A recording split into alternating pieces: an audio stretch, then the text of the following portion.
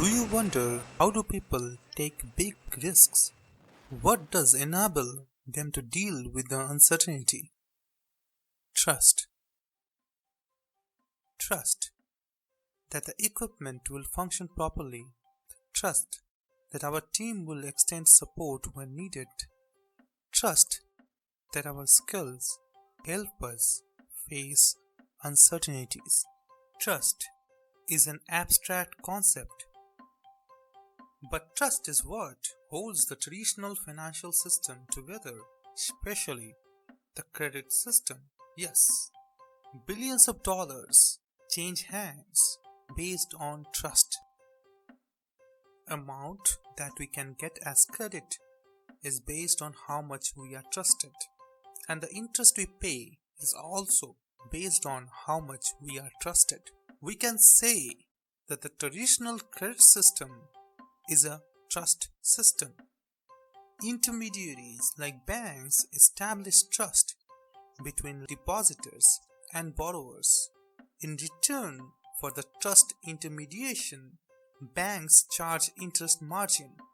That is, they charge higher interest from the borrowers than they pay to the depositors. The banking system uses various ways to evaluate trust, from background checks to KYC to credit history to reference checks. But is this trust system working? There are two types of errors that can happen in the trust system. Overtrusting leads to frauds, defaults, and non-performing loans. On the other hand, undertrusting leads to vast underserved sections of the population and small businesses who lack access to credit. To deal with the cracks in the trust system, it is not enough to just develop new ways of trust evaluation, but to rethink the role of trust itself in the financial system. Some ventures are out there to solve this trust problem using crypto and blockchain. What if savers can directly lend to borrowers without requiring any trust intermediation? This is the fifth part in this series, and in this part we are going to talk about crypto and blockchain ventures that are trying to change the credit industry.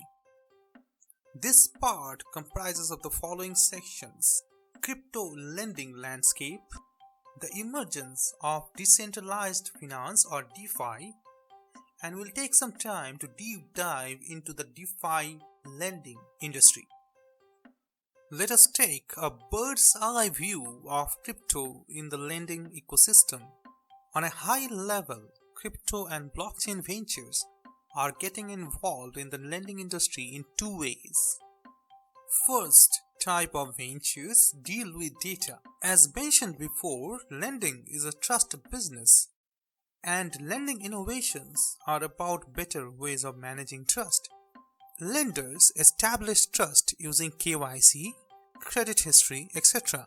The problem with the traditional centralized KYC system is that often the borrowers need to establish trust with every financial services company they deal with.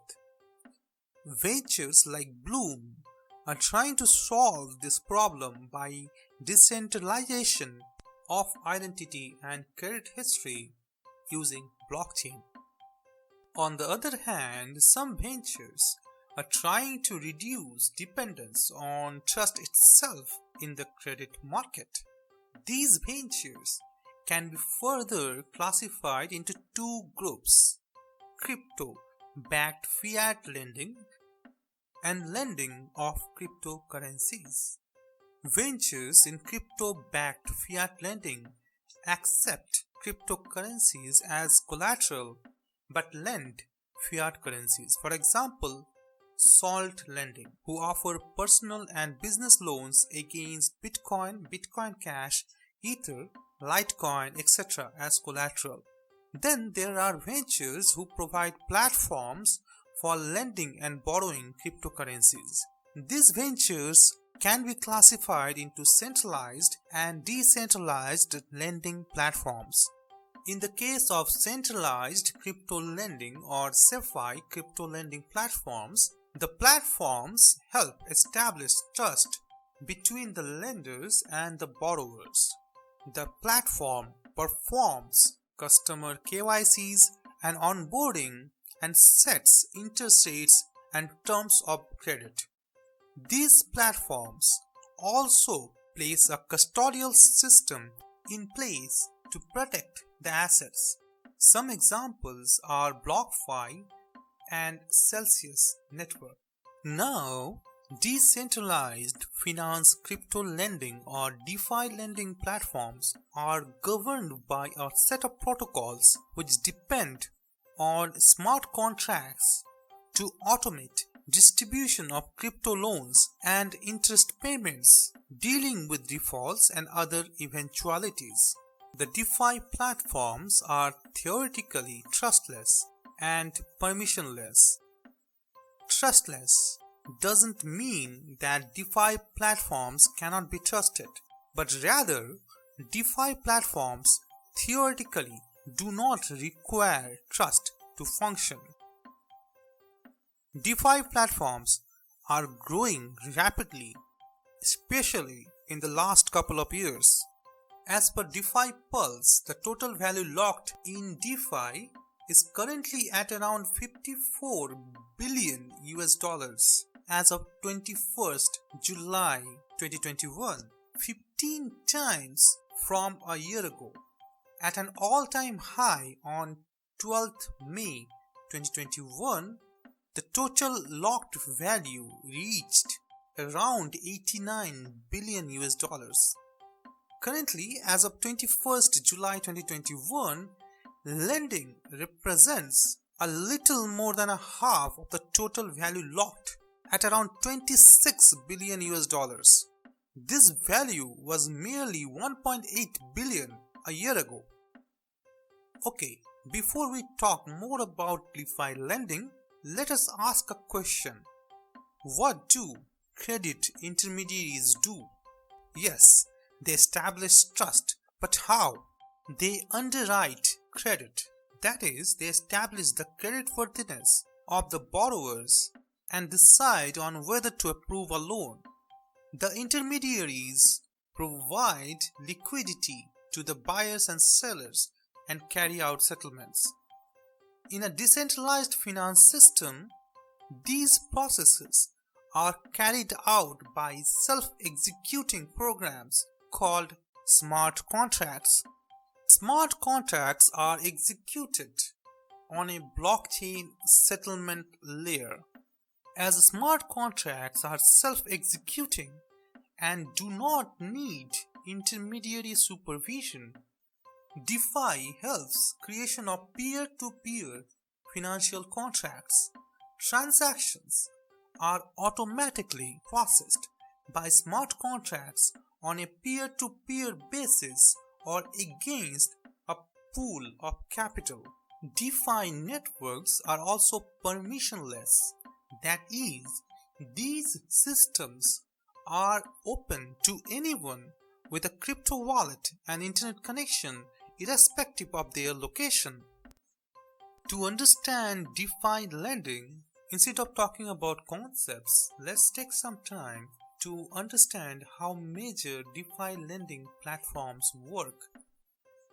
Some major DeFi lending platforms are UK-based Aave, US-based Instadap, Compound, Maker, and Liquidity. Let's talk about Compound Finance first. Compound is an algorithmic, autonomous interest rate protocol built for developers. So developers can create applications on top of this protocol. A protocol is simply a set of rules. So Compound is an interest rate protocol which determines the interest rates based on demand and supply of the assets. Currently, there are 12 active markets on the Compound protocol: USD Coin, DAI, Ether, wrapped BTC, Tether, and Uniswap, etc. When users and applications deposit their assets to the Compound protocol, they start earning interest at a variable interest rate. The depositors actually supply their assets to large liquidity pools rather than to the borrowers directly. The borrowers are borrowing liquidity from that pool and not directly from the depositors. It should be noted that all borrowing from Compound is collateralized. That is, in order to borrow crypto from the Compound protocol, users need to first supply another type of crypto as collateral. The borrowing from Compound is generally over-collateralized. That is, that the borrowers receive assets of lower value than the collateral they provide. The amount that the borrowers can receive depends on the collateral factor. For example, USDC has a collateral factor of 75%. That is, borrowers can receive loan of USDC up to maximum of 75% of the collateral provided by them. So who sets these collateral factors and other parameters? That is, who controls the governance of the Compound protocol? The rules of the Compound protocol, that is, the governance of the protocol, is guided by a decentralized process involving voting for changes in the rules or introduction of new rules. The voting rights are maintained through the Compound Governance Token or COMP. The owners of the COMP tokens can also delegate their voting rights to others. Anybody with 1% of COMP delegated to their address can propose a governance action. The proposal then goes through a 3-day voting period. If a majority or at least 400,000 votes are cast for the proposal, then it is queued to be implemented. Currently, the voting rights are controlled by major names such as A16Z, Polychain Capital, Vane Capital, etc. Okay, now let's talk about another DeFi lending protocol, UK-based Aave. Aave is another open source and non-custodial liquidity protocol. Currently, there are more than 25 markets on the Aave protocol, including USD Coin, Wrapped ETH, DAI, WBTC Coin, and USDT Coin, etc. The total value of the markets together is around 14 billion US dollars as of 21st July 2021. The Aave protocol allows anyone to interact with an user interface, API, or directly with the smart contracts on the Ethereum network. So developers can create various applications on top of the Aave protocol. Apart from over-collateralized loans like Compound, Aave also supports under-collateralized loans and even non-collateralized loans called flash loans. The flash loans are ultra-short period loans in which liquidity needs to be transferred to the protocol within one block transaction. The governance of the Aave protocol is guided using Aave tokens through a mechanism called Aavenomics. It is worthwhile to mention that all the transactions by these DeFi protocols take place on public blockchains, generally on Ethereum blockchain. This means that every transaction is broadcasted to and verified by other users on the network. This level of transparency around transaction data not only allows for rich data analysis but also ensures that network activities are available to any user. Okay, Now let us take some time to understand the kind of advancement DeFi lending presents. Although DeFi lending almost always requires collaterals, given the lack of credit assessment and volatility of the digital assets, the open, permissionless structure and lower dependence on trust in DeFi presents an opportunity to provide credit access to underserved borrowers such as SMEs. The 24/7 permissionless global availability of DeFi and lower barriers such as no requirement for bank accounts mean higher flexibility for the borrowers. The programmable nature of DeFi and open structure mean developers can build lending tools for a potentially infinite number of use cases. This is a drastic departure from the centralized model where the big lenders offer limited types of credit products based on profit prospects rather than the requirements of the borrowers. The programmable nature of DeFi makes it possible to customize lending products based on exact requirements of the borrowers. Now let us talk about one important change that DeFi is bringing, and that is increase in loan interest pass-through. As per a report from BCG and Crypto.com, disintermediation of the credit industry means that up to 95% of the interest paid by borrowers is passed to the lenders, compared to 20 to 30% in the case of the traditional centralized finance lending. Yes, DeFi lending is not replacing the traditional trust-based lending anytime soon. Scalability, throughput, transaction fees and higher collateral requirements are significant limiting factors for the DeFi lending. Apart from that, the risk of smart contract hacks or smart contract failures remain in the case of DeFi lending. For DeFi lending to become mainstream, DeFi platforms need to solve many technical issues such as slower speed of settlements, lower scalability, and cyber attack risk. But bigger issues are not technical but rather operational: lack of credit scoring and customer identity management. Incorporation of credit scoring with identity management will make DeFi platforms lower the collateral requirements, opening up DeFi lending to many more use cases.